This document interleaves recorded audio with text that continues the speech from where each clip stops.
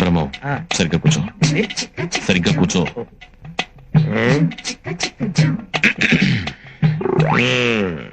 పెళ్లి కూతుర్ని పిలిపించమంటావా? పిలిపించమంటాడు బాబా, అందుకే వచ్చింది. పిలిపించు.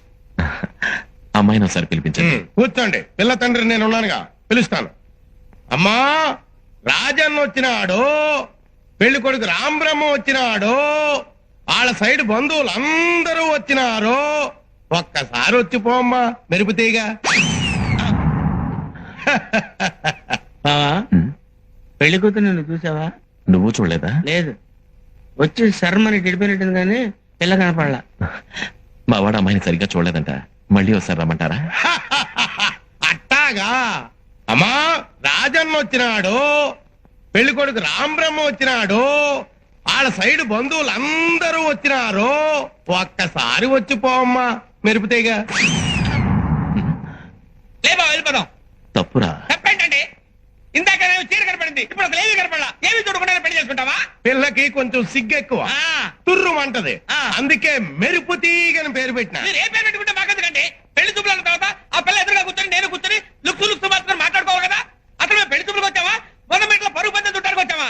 బ్రహ్మం అరవకు, ఒక్కసారి అమ్మాయిని నిదానంగా రమ్మనండి. దాన్నేం భాగ్యం. అట్టాగే. అమ్మా, మెరుపు తీగ రాజన్న వచ్చినాడు, పెళ్లి కొడుకు రాంబ్రహ్మ వచ్చినాడు, వాళ్ళ సైడ్ బంధువులు రాంబ్రహ్మ వచ్చినాడు, పెళ్లి కొడుకు చచ్చినాడు, బంధువులంతా చచ్చినారు అని ఓ దీర్ఘాలు తీసి ప్రాణాలు తోడేస్తున్నావు కదా. ఆ పెళ్లి కూతురి ఒకసారి చూపిస్తావు. అమ్మాయిని కాస్త కాఫీ తీసుకురమ్మని చెప్పండి. అట్టాగా. అట్టాగే. కాఫీ తీసుకురా అమ్మా మెరుపు తీగ.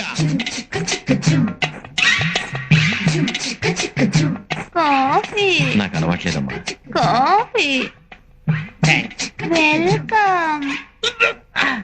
కాలిందా?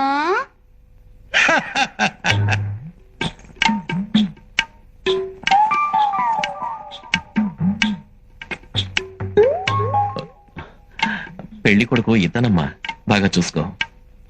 ఇంతసేపు మిమ్మల్ని చూస్తున్నాను, వాణ్ణి చూస్తేనే డోకొస్తుంది. ఊకొస్తున్నానా? ఈ జన్మలో నాకు పెళ్లి కాదయ్యో.